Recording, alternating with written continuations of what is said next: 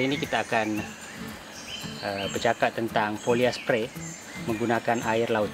Folia spray menggunakan air laut mungkin ada orang yang dah dengar, tapi bila saya bercakap dengan kawan-kawan saya ramai yang tak tahu lagi. Jadi saya buat video ni special untuk knowledge kita kongsi bersama. So dalam video ni kita akan cover tentang nutrien daripada seawater. Kemudian kita bicara sedikit tentang research daripada Dr. Murray dengan Jadam. Kemudian kita akan cerita tentang sumber air laut yang mana yang sesuai. Kemudian nisbah dan campuran dan juga peralatan yang digunakan dan cara kita spray dan waktu yang sesuai untuk kita spray dan juga benefit daripada folia spray menggunakan air laut. Kita mula dengan apa itu folia spray. Folia spray ni sebenarnya kita sembur nutrien terus kepada daun dengan batang pokok. Kalau ikut kajian tumbuhan, dia bukan saja menyerap daripada akar, dia juga menyerap daripada daun melalui stoma dia. Stoma daun ni banyak dekat bahagian bawah daun. Dan juga ada beberapa kes yang mana ada tumbuhan yang menyerap mineral juga daripada dia punya bark ataupun batang dia, daripada batang dia. Nutrien dalam air laut ni kita selalu kalau cerita pasal nutrien yang folia spray, orang cerita pasal kalsium, boron dengan sulfur. Tapi dalam air laut ada banyak nutrien. Ada nutrien, ada kajian menunjukkan 90 lebih, tapi kalau ikut kaedah Jadam, kaedah yang saya follow, dia kata ramuan nutrien dalam air laut ada 83 jenis. Jadi daripada research Jadam, kita mula dengan research Dr. Murray dulu. Daripada research Dr. Murray, dia menunjukkan bahawa air laut ni sesuai untuk pertumbuhan. Nutrien trace elemen yang ada dalam air laut ni sesuai untuk pertumbuhan dan malah ada sifat elemen anti cancer. Boleh baca dekat YouTube Dr. Murray punya research. Tapi saya lebih berminat dengan saya lebih fokus dengan kaedah Jadam. Kaedah Jadam dia buat research yang menyatakan air laut ni tumbuh-tumbuhan yang terekspos dengan air laut adalah lebih manis, warna lebih cantik dan daun lebih hijau.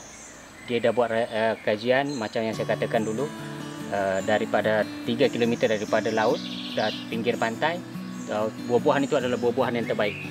Dia buat kajian dekat Korea, which is supported juga by Department of Agriculture Korea. Boleh baca kalau faham bahasa Korea dalam dia punya ni, dalam dia orang punya website. Kemudian bila kita sembur dengan air laut, dia ada bersifat repellent kepada certain pest. Okey, contoh macam siput babi kan. Kalau kita tengok siput babi, kalau kena garam dia akan mati. That's why kalau salah satu tips siput babi ni kumpul banyak-banyak, lepas tu siram dengan air garam, memang dia akan mati. Kaedah Jadam yang saya follow, dia menggunakan kaedah yang amat murah dengan tidak terlalu complicated kepada layman. Penerangan dia simple, pakai air laut je. Dia tak cerita go into detail nak kena buat macam ni. No, just ambil air laut, sumber air laut yang terdekat dengan anda, sumber air laut yang terdekat, yang terbersih yang anda ada kan. Macam saya ni, air laut ni saya dapat dari pesan daripada kawan saya. Dia pergi piknik dekat Blue Lagoon dekat Negeri Sembilan dan dia bawakan untuk saya. So kaedah Jadam macam itulah, dia organik dan dia murah dan dia menggunakan bahan-bahan yang ada di persekitaran saya, which is kaedah Jadam ini adalah kaedah yang saya implementkan. Kalau boleh saya nak follow 100% dekat Dusun Bandar. Kemudian kita balik kepada campuran dengan ramuan apa yang kita perlukan. Okey, kalau anda tak ada air laut, anda boleh menggunakan garam laut. Jangan pakai garam biasa tau. Jangan menggunakan garam putih. Yang menggunakan garam putih. Garam putih tu just natrium, byproduct dari industri mana-mana yang just rasa masin, tak ada mineral dekat dalam tu. Gunakan garam laut. Kalau anda menggunakan garam laut, maksudnya nisbah yang anda perlu gunakan adalah 1:1000. Okey, jangan panik. 1:1000 hanya bermaksud 1 gram garam untuk 1 liter air. Okay, 1 gram garam untuk 1 liter air. Kalau anda gunakan 10 liter air, anda perlukan 10 gram garam. Macam dalam kes ni saya akan menggunakan 16 liter. So saya akan menggunakan 16 liter gram garam laut campur dengan 16 liter air. Itu 1:1000 kalau anda menggunakan garam laut. Kalau anda menggunakan air laut, dia punya nisbah cuma 1:25. Okey, so setiap 1 liter air laut yang anda gunakan 25 liter air hujan. Saya akan menggunakan air hujan. So dalam kes saya ni saya menggunakan 16 liter. So 16 liter bahagi dengan 25, itulah kandungan garam yang kandungan air laut yang diperlukan.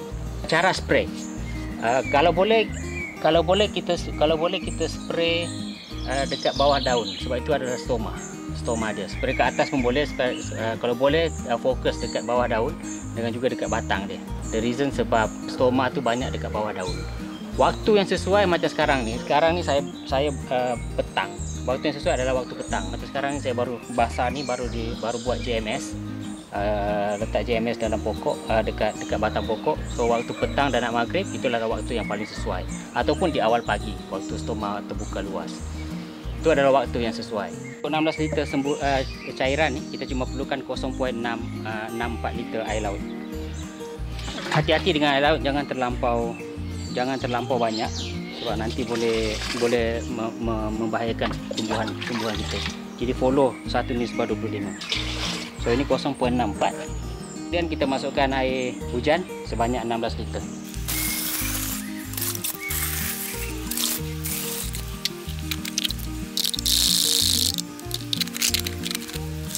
Okey, benda ni berat. So salah satu trik dia kalau nak menggunakan benda ni secara ergonomik, letakkan dia di tempat yang tinggi. Kalau ada tempat yang sama tinggi dengan pinggang lagi bagus, letak dekat tempat yang sama tinggi dengan pinggang, so nanti senang nak ambil.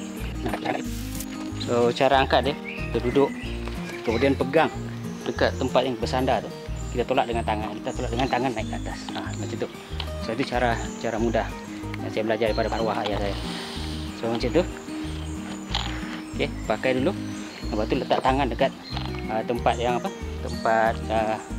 dia duduk tadi tu. Kemudian kita tolak dengan tangan, dibantu dengan kaki. Kalau boleh force banyak dekat tangan daripada dekat kaki. Kemudian kita pergi pump.